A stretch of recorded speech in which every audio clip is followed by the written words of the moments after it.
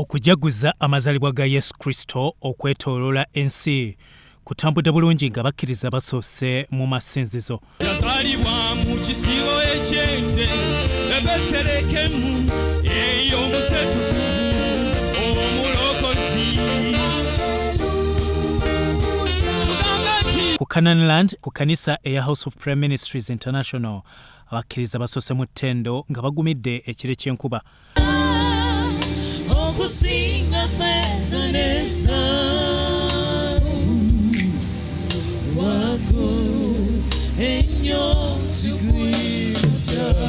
mu kusaba ku Ssekukkulu kwetabiddwamu ne Minisita Sam Mayanja, omubeezi w'eby'ettaka eyeegattiddwa ku Musumba Rosias Bugingo okukuba ettendo.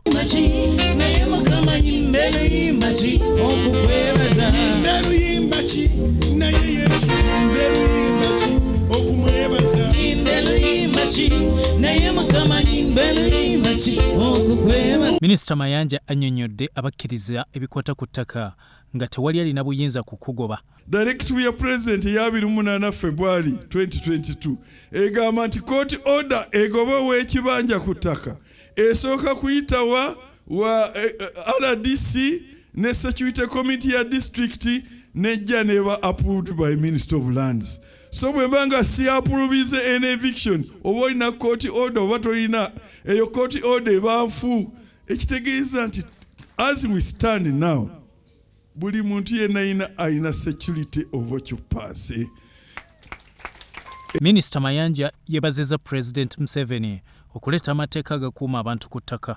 President Museveni yasayininga signature n'asayininga ku ndagaano ne kabaka wa Buganda Ronald Muwenda Mutebi ng'agamba nti byonna byeyagala bikuddizibwe nti byakutwalibwako 67 constitution byonna byogere obiwandiike byonna byawandiikibwa it's a public document nga kiraga amasaza amagombula ennyumba y'erandani ploti ya Kampala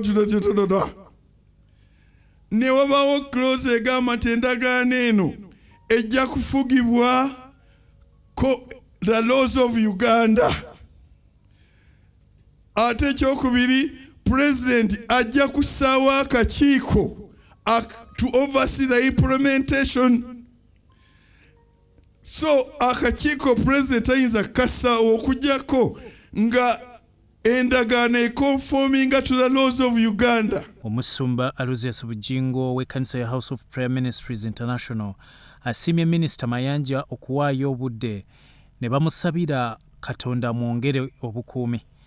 Sebo ndowooza kakomaawo ago ge mateeka kitegeddeko era nkimanyi ne bwe nali eri diaspora yonna nga bakuwuliza sebo bakwagala nnyo bassaako oluganda olwo baluwulira oyingira mmotoka y'omuntu nga Bugingo ali kuli era manyi nti kaakati wona bampulidde kyemba kwebaza akaseera kano kubanga mu nsi yonna kati bategedde amateeka getutambuliramu. Bannange sebo Mukama akuwe nnyo omukisa.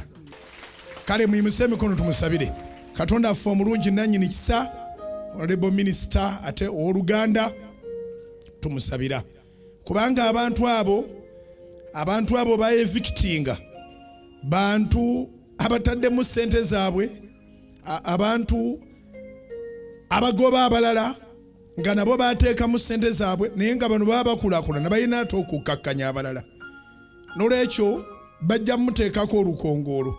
Naye Bayibuli etugamba tobatyanga kubanga nze ndi wamu naawe.